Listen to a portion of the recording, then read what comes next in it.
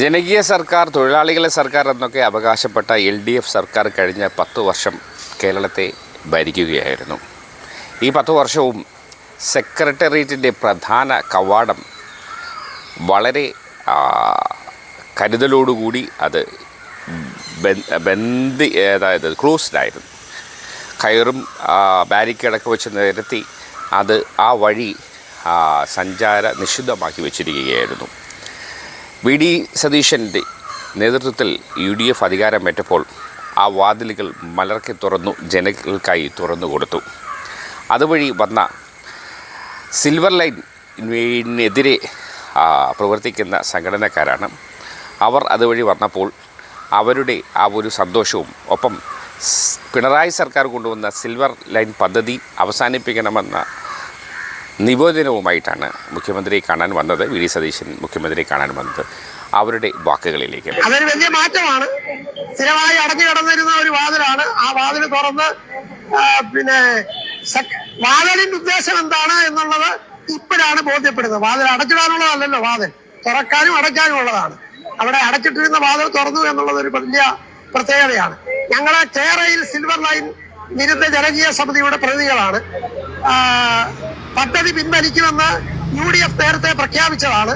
അപ്പൊ അതുമായി ബന്ധപ്പെട്ട് അടിയന്തര നടപടി ഉണ്ടാകണമെന്ന് ആവശ്യപ്പെട്ടുകൊണ്ട് ഞങ്ങള് മുഖ്യമന്ത്രിക്ക് നിവേദനം കൊടുക്കാൻ പോയതാണ്. സംസ്ഥാന president Baburaj sir, general convener Rajeevan sir അടക്കം എല്ലാ ജില്ലകളിൽ നിന്നുമുള്ള 11 ജില്ലകളിൽ നിന്നുമുള്ള പ്രതിനിധികൾ ഉൾപ്പെട്ട സംഘമാണ് മുഖ്യമന്ത്രിയെ കണ്ടത്. നാളത്തെ ക്യാബിനറ്റിൽ വെക്കാനായി നിർദ്ദേശം കൊടുത്തിട്ടുണ്ട്.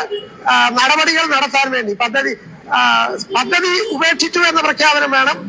പദ്ധതിക്ക് വേണ്ടി സ്ഥലം ഏറ്റെടുക്കാൻ പുറപ്പെടുവിച്ച ഉത്തരവ് പിൻവലിക്കണം. കാരണം അതുമൂലം സ്ഥലം വിൽപ്പനയ്ക്കോ വായ്പയ്ക്കോ ഒന്നും ഉപകരിക്കാത്തപ്പെടണം സംഭരാവസ്ഥയിലായി നിൽക്കുന്ന അവസരമാണ്. അപ്പൊ അതിന് പരിഹാരം ഉണ്ടാവണം. 2 കേസുകൾ ഇതുമായി ബന്ധപ്പെട്ട് കല്ലിടാൻ വന്ന സമയത്ത് സ്വകാര്യ ഭൂമിയിൽ കടന്നു കയറി കല്ലിടുകയായിരുന്നു. ഒരു അനുമതിയുമില്ല. അനുമതിയില്ലാത്ത ഒരു പദ്ധതിയുടെ പേരിൽ പോലീസിനും റവന്യൂ അധികൃതർക്കും ഭൂമിയിൽ കടന്നു കയറാൻ എന്താണ് അവകാശം? അതിനെ ചെറുത്ത നമ്മുടെ ഒരു പൗരാവകാശമാണ് വിനിയോഗിച്ചത്. അതിന്റെ പേരിലാണ് കേസെടുത്തത്. കേരളത്തിലെ വിവിധ കോടതികളിൽ 100 കണക്കിന് കേസുകളുണ്ട്. പോലീസ് സ്റ്റേഷൻ കേസുണ്ട്. ആ കേസുകൾ പിൻവലിക്കാൻ ആവശ്യമായ നടപടി സ്വീകരിക്കണം. ഈ 3 കാര്യങ്ങളാണ് ഞങ്ങള് മുഖ്യമന്ത്രിയുടെ മുമ്പാകെ നൽകിയ നിവേദനത്തിൽ മുന്നോട്ട് വെച്ചത്. ആ നിവേദനം സ്വീകരിച്ച് അതിന്റെ അടിസ്ഥാനത്തിൽ നടപടി സ്വീകരിക്കാൻ നാളത്തെ ക്യാബിനറ്റിൽ അത് വെക്കാനുള്ള നിർദ്ദേശം മുഖ്യമന്ത്രി നൽകിയിട്ടുണ്ട്. പൊതുജനങ്ങൾക്ക് മുന്നിൽ മലർക്കെ തുറന്നു കിടക്കട്ടെ പൊതുജന സേവനത്തിനുള്ള ഈ സെക്രട്ടേറിയറ്റ്. ജനങ്ങൾക്ക്, സാമാന്യ ജനങ്ങൾക്കും എല്ലാ പൗരന്മാർക്കും കൃത്യമായ സമയത്ത് എല്ലാവിധ കാര്യങ്ങളും ഭംഗിയായി നടത്തിയുവാൻ മുഖ്യമന്ത്രി VD സതീശൻ്റെ നേതൃത്വത്തിലുള്ള UDF ഗവൺമെൻറ്റിന് സാധിക്കട്ടെ എന്ന് ആശംസിക്കുന്നു, പ്രാർത്ഥിക്കുന്നു.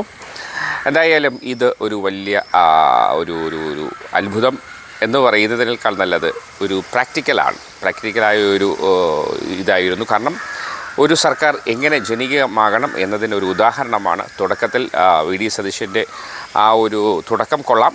ഇത് അവസാനം വരെ ഗംഭീരമായി പോട്ടെ.